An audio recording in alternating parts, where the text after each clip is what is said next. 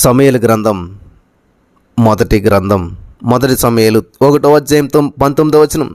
తరువాత వారు ఉదయమందు వేగిరమై లేచి యెహోవాకు మొరొక్కి తిరిగి రామాలోని తమ ఇంటికి వచ్చిరి. అంతటా ఎల్కానా తన భార్య అయినటువంటి హన్నాను కూడెను. యెహోవా ఆమెను జ్ఞాపకం చేసుకొనెను. స్తోత్రం దేవా సర్వోన్నతుడా. ఈరోజు ఈ యొక్క వాక్యం ధ్యానిస్తుండగా ప్రతి వారి జీవితంలో ఈ యొక్క వాగ్దానం నెరవేర్చబడినట్లు, ప్రతి వారి జీవితంలో ఉన్న ప్రతి సమస్యకు పరిష్కారం స్వతంత్రించినట్లు చేసినందుకు వందనాలు. యేసుక్రీస్తు నామములో ప్రార్థించిన మేము పొందుకుని ఉన్నాం తండ్రి, ఆమేన్. ఈరోజు నీ మాటలు వింటున్న ప్రియమైనటువంటి సహోదరి స్నేహితులారా, ఇది చాలా అద్భుతమైనటువంటి మాట. మీ జీవితంలో దేవుని వాగ్దానం చేయబడిందా? దేవుడు మీకు వాగ్దానం ఇచ్చాడా?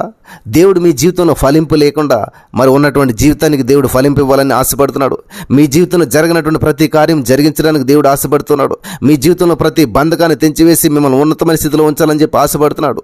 మీ జీవితంలో ఇంతవరకు ఏ సిచ్యువేషన్లో నిందలో, అవమానాలు, బాధలు అనుభవించారో, ఊహించిన పరిణామాలు ఎదుర్కొని మీ జీవితం, మీ వ్యాపారం, మీ భవిష్యత్తు మరి ఏమీ లేదు అనేటువంటి స్థితికి మీరు వచ్చేసారేమో. అయితే దేవుడు ఈరోజు మీతో మాట్లాడుతూ ఉన్నాడు. హల్లెలూయా. మీ జీవితం ఫలవంతంగా లేదేమో, మీ జీవితం బాధాకరంతో మరి దుఃఖంతో కన్నీటితో నిండిపోయినటువంటి మీ జీవితంలోనికి దేవుడు ఈరోజు మాట్లాడుతున్నాడు. ఏ విధమైనటువంటి ఆశలు లేవు, ఎందుకు వచ్చినటువంటి జీవితం అనే చెప్పే పరిస్థితికి మీరు వచ్చేసారేమో. ఇంక నా జీవితం నేను ముగిస్తాను, ఇంక నేను బ్రతకడమే అనవసరం, నా జీవితంలో నేను సాధించలేకపోతున్నానే, ఇంక నా బ్రతుకింతేనేమో, నాకు ఫలింపు లేదేమో, నాకు ఆశీర్వాదాన్ని స్వతంత్రించుకోలేనేమో, నేను మంచి రోజులు నేను చూడలేనేమో, ఇంక నా బ్రతుకింతేనేమో అనేటువంటి పరిస్థితిలో మీరు ఉన్నట్లయితే, ఇదే పరిస్థితి గుండా ఒక ఆమె వెళ్ళింది. బైబిల్ గ్రంథంలో చూసినట్లయితే నిందలు, అవమానాలు, అందరి చేత హేళన, ఇంట్లో వాళ్ళ చేత హేళన, మరి దుఃఖంతో నిండిపోయింది, వేదంతో నిండిపోయింది, ఏం చేయలేదో తెలియనటువంటి పరిస్థితిలోకి ఏర్పడిపోయింది. ఇంట్లో వాళ్ళు ఆదరించలేకపోయారు, సొంత భర్త కూడా ఆదరించలేకపోయాడు. కానీ దేవుని సంధిలోకి వెళ్ళి మోకరించింది, దేవుని సంధికి మొరపెట్టింది, దేవుని నామాన్ని ఎంతగానో గోజాడింది. అప్పుడు ఆమె పొందుకున్నటువంటి ఆశీర్వాదం ఏంటంటే, ఖచ్చితంగా నువ్వు అనుకున్న దేవుడు నీకు నెరవేరుస్తున్నాడు అని చెప్తే అప్పుడు ఆమె ఏం చేసింది తెలుసా? తర్వాత వారు ఉదయమందు వేగిరమే లేచి, దేవునికి స్తోత్రం, యెహోవాకు మొరొక్కి, ఇది చెయ్యాలన్నమాట. ఈ రోజున దేవుడు నీకు ఇచ్చిన ఆశీర్వాదాన్ని, దేవుడు నీకు ఇచ్చినటువంటి వాగ్దానాన్ని నువ్వు స్వతంత్రించుకోవాలంటే, దేవుడు నీతో చెప్పిన మాట నెరవేర్చబడాలంటే, దేవుడు నీతో చెప్పిన మాట నీకు నెరవేర్చబడాలంటే, బైబిల్ గ్రంథంలో ఉన్న ప్రతి వాగ్దానం నీ జీవితంలో ఫలించాలంటే ఏం చేయాలి తెలుసా? ఏం చేయాలి? ఉదయమందు వేగిరమై లేచి. ఈరోజు నీ మాటలు వింటున్న ప్రియమైనటువంటి సహోదరి స్నేహితులరా, ఉదయకాల సమయంలో వేగిరమే ఎంతమంది లేచినారు? ఇంకొక 5 నిమిషాలు, 4 గంటలు లెగిద్దాంలే, 4:30కి లెగిద్దాంలే, అప్పుడు వాక్యం ఉంటుందిలే, చివరి శక్తివంతమైన ప్రార్థనలో పాలు పంచుకుందాంలే అనేటువంటి నిర్లక్ష్యతతో ఉన్నారా? లేకపోతే ఉదయం ఎప్పుడవుతుందా అని చెప్పి ఉదయమందు వేగిరమే లేచి, దేవునికి స్తోత్రం, యెహోవాకు మొరొక్కి. కాబట్టి ఈ రోజున ఈ మాటలు వింటున్నట్టు మీలో ఎంతమంది ఉదయమే వేగిరమే లేస్తూ ఉన్నారు? Thank you Jesus. ఉదయమందు వేగిరమే లేచి, చూసారా, ఉదయమందు వేగిరమే లేచి యెహోవాకు మొరొక్కి.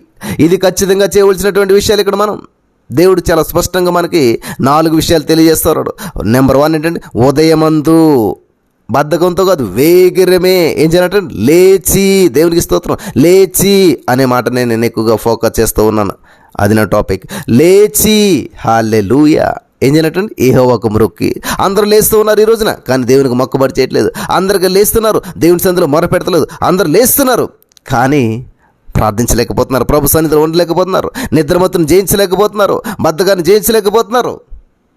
కానీ హన్నా గారు ఏం చేస్తారంటే హన్నా గారు ఆమె భర్త అయినటువంటి ఎల్కన్నా గారు ఉదయమందు వేగిరమే లేచి యెహోవాకు మొరొక్కి తిరిగి రామాలో తమ ఇంటికి వచ్చిరి. అంతటా ఎల్కానా తన భార్యకు హన్నాను కూడెను. యెహోవా ఆమెను జ్ఞాపకం చేసుకున్నాను. ఎప్పుడు గర్భవతి అయింది అనుకుంటున్నారు హన్నా గారు? దేవుడు వాగ్దానం ఇచ్చిన వెంటనే గర్భవతి కాలేదు. ఆమె ఏం చేసింది? ఒక ప్రాసెస్ గుండా వెళ్ళింది. ప్రతి వారికి దేవుడు వాగ్దానం చేస్తాడు, నేను దీవిస్తాను, నేను ఉన్నతంగా ఉంచుతానని చెప్పి. కానీ అది స్వతంత్రించుకోలేరు చాలామంది. వాగ్దానాలు అందరికీ ఇవ్వబడతాయి, కానీ కొందరే స్వతంత్రించుకుంటారు. ఇజ్రాయేల్ ప్రజలతో దేవుడు చెప్పాడు, పాలు తేనెలు ప్రవహించే దేశాన్ని మీకు ఇచ్చి ఉన్నాను, మీరు వెళ్ళి దాన్ని స్వతంత్రించుకోండి అంటే దగ్గర 30 లక్షల మంది ప్రజల్లో 2 మాత్రమే ఆ వాగ్దాన భూమిని చూడగలిగారు, స్వతంత్రించుకోగలిగారు. హల్లెలూయా. ఈ రోజున వాగ్దానం చేయబడిన లక్షల మందిలో నువ్వు ఉన్నావా? ఆ వాగ్దానాన్ని స్వతంత్రించుకునేటువంటి ఒక్కరిద్దరు నువ్వు ఉన్నావా? ప్రశ్నించుకోవాలన్న ప్రియమైనటువంటి సహోదరి స్నేహితులరా. వాగ్దానాలు అందరికీ ఇవ్వబడతాయి, దేవుని వాక్యం అందరి దగ్గరికి వెళ్తుంది. కానీ విని విడిచిపెట్టేటువంటి వారుగా ఉన్నారా? గ్రహించేటువంటి వారుగా ఉన్నారా? Thank you Jesus, thank you lord. వందనాలు. కాబట్టి ఈ రోజున హన్నా మరి ఎల్కానాల వలె మనం కూడా ఏం చేయాలంటే మన జీవితంలో దేవుని కార్యం చూడాలంటే ఉదయమందు వేగిరమై లేచి, దేవునికి స్తోత్రం కలుగును గాక. ఎప్పుడైతే ఉదయమందు వేగిరమై లేచి నువ్వు దేవుని సందులో మొరుక్కుతావో, దేవునికి స్తుతులు చెప్తావో, దేవునికి కృతజ్ఞతలు చెప్తావో, దేవునికి థ్యాంక్ యూ జీసస్ అని చెప్తూ ఉంటుంటావో, హల్లెలూయా, ఏమవుతుందంటండి? దేవుడు జ్ఞాపకం చేసుకుంటాడంటే మర్చిపోతాడా? దేవుని కార్యం సఫలమవుతుంది.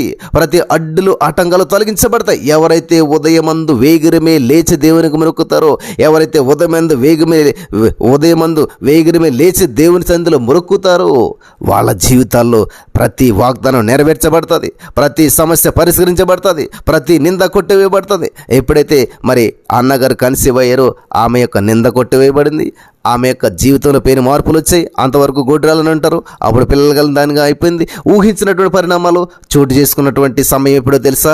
ఉదయమందు వేగిరమే లేచి దేవునికి మొక్కిన తర్వాత నుంచి హన్నా గారి జీవితం మొత్తం మారిపోయింది. ఉదయమందు వేగిరమే లేచి దేవునికి మొక్కినప్పుడు మరి వాళ్ళ కుటుంబ జీవితం యొక్క విధానం మొత్తం మారిపోయింది. అంతవరకు ఆమెకున్న పిలుపు వేరు, అంతవరకు ఆమెకున్న జీవితం వేరు, అంతవరకు ఉన్న ఆమెకి మరి దుఃఖమే ఎంత కూడా. కానీ ఎప్పుడైతే ఉదయమందు వేగిరమే లేచి యెహోవాకు మొక్కారు, వాళ్ళ జీవితంలో గొప్ప ఫలం పొందుకున్నారు, వాళ్ళ జీవితంలో గొప్ప ఆశీర్వాదాలు, వాళ్ళ జీవితంలో గొప్ప సంతోషాన్ని చూశారు, వాళ్ళ జీవితంలో గొప్ప ఆశీర్వాదాన్ని స్వతంత్రించుకోగలిగారు. వేకునే లేచి దేవునికి మొక్కాలి, ఉదయమందు వేకునే లేచి దేవునికి మొక్కాలి. ఎవరైతే వీటిని ఆచరణలో పెడతారో అప్పుడప్పుడు కాదు, ప్రతిరోజు కూడా ఉదయమందు వేగిరమే లేచి దేవుని సందులో మీరు గడిపి దేవునికి మొక్కున్నట్లయితే ఖచ్చితంగా హన్నాను దేవుడు ఎంతో ఉన్నతంగా ఆశీర్వదించినట్లుగా ఈ రోజున నీ జీవితంలో, నా జీవితంలో అదే సమస్య అవ్వచ్చు, సమస్య కాకపోవచ్చు, ఏ సమస్య అయినా కూడా మరి దేవుడు హెచ్చించి విడిపించడానికి సిద్ధంగా ఉన్నాడు. నమ్ముతున్నారా? నమ్మినట్లయితే చెప్పండి అందరూ కూడా. ఏమనంటే ఉదయమందు చెప్పాలి, ఉదయమందు వేగిరమే లేస్తాను నేను, ఉదయమందు వేగిరమే లేస్తాను నేను, ఉదయమందు వేగిరమే లేచి యెహోవాకు మొక్కుతాను. దేవునికి స్తోత్రం. వేగిరమే లేచేది ఊరెళ్తా కాదు, వేగిరమే లేచేది ట్రైన్ ఎక్కటాక బస్సు ఎక్కటా కాదు, వేగిరమే లేచేది నా పనులు నేను చేసుకోవటం కాదు, వేగిరమే లేచి నీ సన్నిధిలో గడిపేటువంటి దానికి. హల్లెలూయా, ఈరోజు నేను చేస్తాను అన్నటువంటి వారందరినీ దేవుడు ఆ యొక్క తీర్మానాన్ని స్థిరపరిచి బలపరిచి దాన్ని ఎప్పటికీ చేయడానికి, దాన్ని ఎప్పటికీ స్వతంత్రించుకోవడానికి దేవుడు సహాయం చేసి నడిపించి బలపరచును గాక. ఆమేన్.